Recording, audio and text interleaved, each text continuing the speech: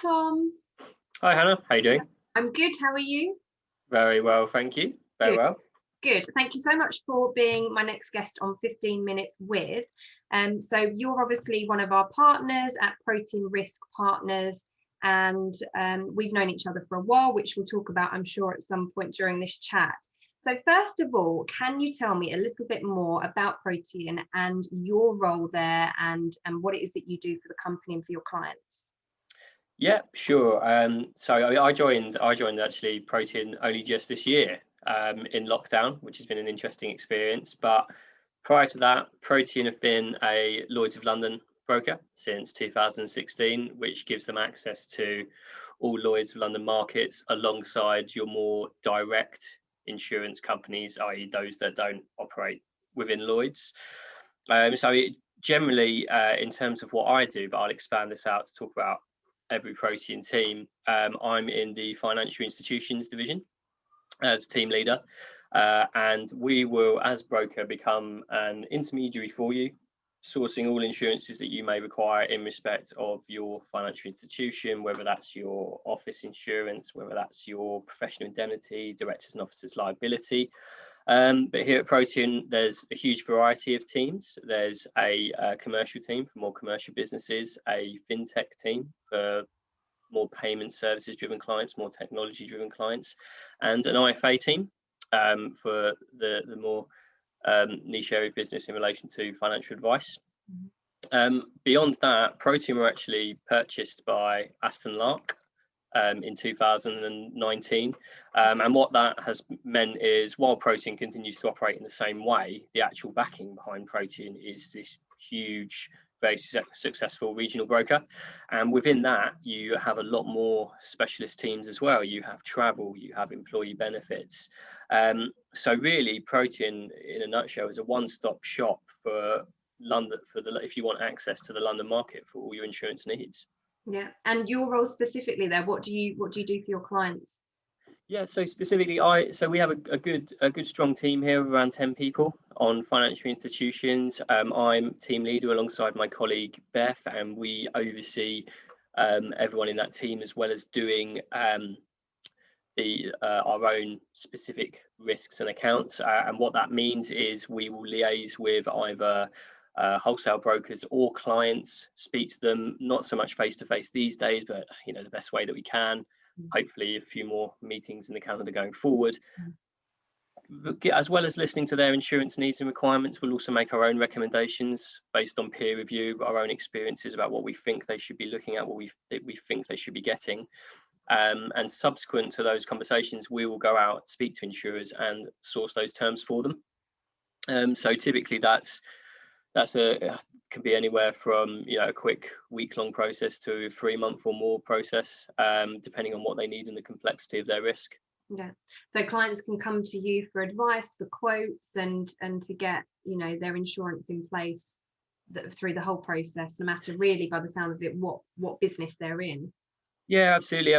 We like telling people it is quite a grey area. I can appreciate where if you come in, you think we might be just putting the terms on the table and walking away. But I say to people, if they want to just get some advice, if they're not necessarily looking at insurance for another 6 months, 8 months, but they're in the process of starting up a business, we're more than happy to reach out and give you any guidance that we might be able to provide, because all that means is at a later date, if you come back to us because of that service, then everyone wins.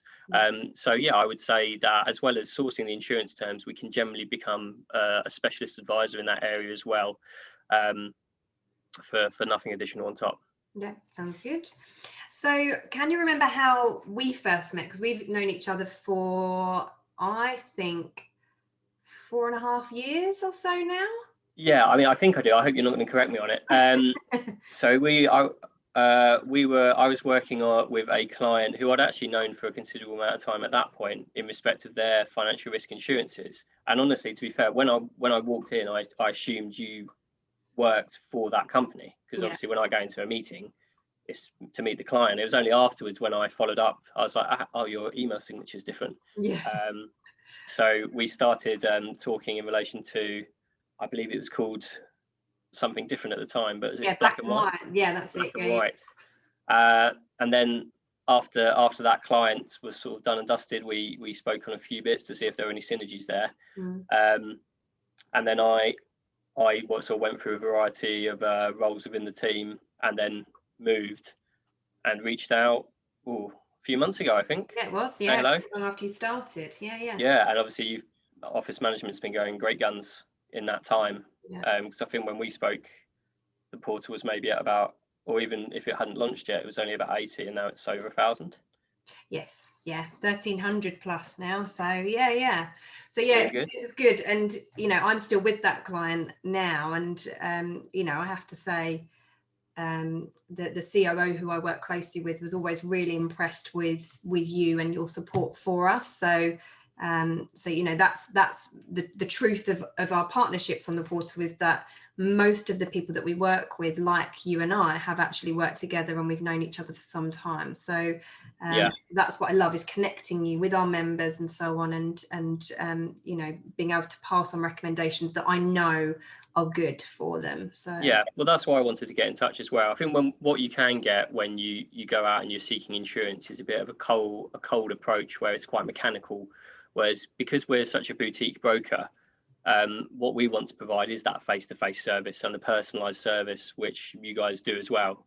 So it makes sense to match up with people who have the same culture as well as the same work ethic on that basis. Absolutely, yeah. So we've talked a bit about some of the insurances and the things you do for your clients, and we had a discussion this week, separate to doing this chat today. And actually, I think it's the perfect topic to talk about, which is what is the rough process, because I get that it's probably going to change a little bit client to client, but what's the rough process for getting a quote in place? What are the steps that need to be gone through on your side and the client side? Because I think, as an office manager, if you've never done it before, you don't know how it works, and it is a little bit different to getting your own insurance in place. So yeah, tell us a bit more about the process. Yeah, sure. It's as you say, unfortunately, when the old car insurance renewal rolls around and you go on comparethemeerkat.com, it's not quite as simple as the aggregators that we use online. So I would say to anyone, if insurance is on your to-do list, it doesn't need to be a priority, because I appreciate everyone's got the day-to-day going on, but drop an email here and there and make sure you have your ducks in a row early on, because it's not something that can be sorted within 1 or 2 days. So the typical process would be, depending on what you want, is we would have a conversation about your requirements, your needs, provide you with what is referred to as a proposal form in relation to that type of insurance. Once that's completed, we can typically go out and source indicative terms for you. What might be required, and I would expect it to be required in all honesty in the current environment, is some additional information on the business, maybe your financials, maybe some insight into the actual business plan and model and the employees there, their own experience on a CV basis. And from there, we can provide you with terms. But even going through that alone, you can see that it's not going to be a simple even case of a week. It might be 2 or 3 before we can come back to you with something finalised. I think it's worth noting on that point that obviously we've lost the transactional element of the insurance market at the moment. We are doing a lot of meetings like this. We're leaving a lot of voicemails. We're leaving a lot of emails, where we're not able to go and sit in the reception of these insurance companies and sort of wait our turn to be seen. And insurers are inundated. They are very busy. You've had a few closures of companies over the past year. You've had a lot of people who've become aware of insurance in terms of they need to get it. Like the cyber insurance and things. Exactly, yeah, perfect lead in. A real emerging risk that everyone is finding. It's not just a tick the box exercise. This is a very real threat. You had a huge incident in the US recently with solar winds, which affected a lot of people. So I would say good advice on that front is, if insurance is on the to-do list, always give yourself more time than you might expect. Because also like a month by the sounds of it. Yeah, I would say a month at least, but because what you don't want to be is faced with a decision that you have to make based on a set of terms that maybe isn't as agreeable as someone elsewhere. But if you want to have the time to actually go out in the market and source 4 or 5 comparative options, so that on the average you're getting the best option to you, then allow time for that. So what sort of questions might be on this this form that you initially send, this proposal form? Let's take office insurance, which can otherwise be called your kind of contents insurance, I think, Yeah. if my memory serves me well. So what sort of things might be on that for people to answer? So generally, hopefully, it's all at-hand information. It's related to number of employees, wage roll, company turnover, and then even basic elements such as your address, how many contractors you might have in the building at any one time, your contents, so what computer equipment do you have, do you want to insure elements like personal contents on there if people are cycling into the office, for example, or taking laptops home. And then it can expand, if you wanted it to, into elements like business interruptions. So you get an idea of what suppliers you might use if they were to go down and stop your activity. So those are generally the key points for office insurance. Would be the wage, staff turnover, and then just the address. But the more information you can provide, the better detail a broker can go into with the insurer to get you the best terms possible. Yeah, makes sense. What's your views on things like asset management, then asset tagging, so that someone can control their content, limit or level or value more? And from my experience, and again, I could be wrong here, but when you do a fit out, even if you haven't moved, you've just renovated the office, that gets included in your contents insurance, right? In the sort of value of the fit out, because that's your asset or your fabric or something. I remember at the time doing that.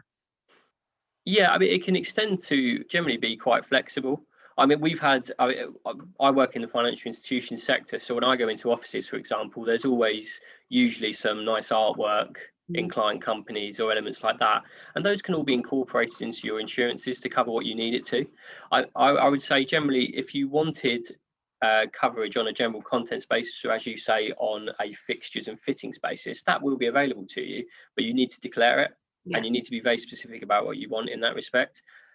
So it might be worth doing a quick tally up, going around the office and saying, if I'm in the process of sorting this out, what do we want included? And then speaking to your broker specifically about how the best way to go about that is. Yeah. So would asset tagging be something that you encourage office managers to do if they have the luxury of time to do it? Yeah, absolutely. I would always say, as frustrating as it might be for people, do everything, put everything on the list, and then you'll get a conversation with insurers, your broker in there, and it will whittle down to what you actually need. But what you don't want to be doing is missing something off the list, because generally, if it's not as part of the information provided, it's not going to be included in the terms you're getting. Disclosure is really important. Yeah. So I would always say this across any insurance coverage: give any and all detail that you feel might be pertinent, and it will be whittled down regardless, because if it's seen as irrelevant, it will be seen as irrelevant. Yeah, makes sense. Okay, so what, off the back of that, and we might have picked up on some of it there, so we might just want to drill down into some of the advice, but what would be your top tip for office managers if they are managing insurance or looking at tendering for a new insurance broker? My top tip is to really delve into the actual service offering of your broker, because I can get that when we're going to look at insurance, we ask the broker for terms, we get the terms, and that might seem to be the be all and end all. But what your broker can do is also give you a explicit, concise summary of that coverage, because an insurance document is an onerous document. If you're having trouble sleeping, open up your office insurance policy at night and just try and go through that, and I'm sure it will help. But if you really want to just nail down into actually, well, what does this cover? What does this give us? Your broker should be able to provide a nice succinct summary for you to take and distribute as you see fit.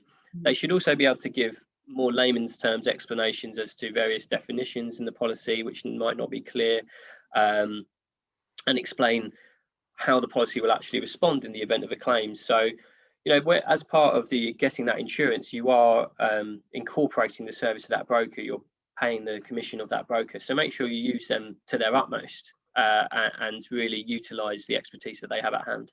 Yeah, it's absolutely that, isn't it? It's the rule that we put out on the portal quite a lot, which is the master of all, the master of none, or master of some. I need to get it right. The master of some, Oh, I can't even remember it. I'll have to edit this.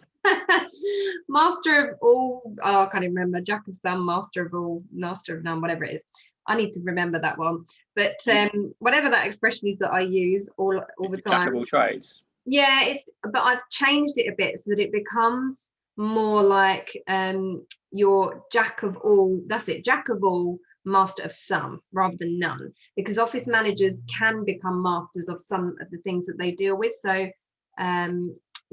it could be insurance, that they do so much to do with insurance that they become quite knowledgeable on it because they've just had that much to deal with. But what they really need to do in all of the areas of responsibility that they have is to lean on people like you who are the experts, because insurance through and through. It's been more or less your career for your whole life, and and the same with someone that's your cleaning company or whatever else it might be, that so I really finally got there with the point, but I completely accept and agree with that one. So okay, and finally then, what do you like about connecting with and working with office managers, facilities managers, the clients that you deal with day to day?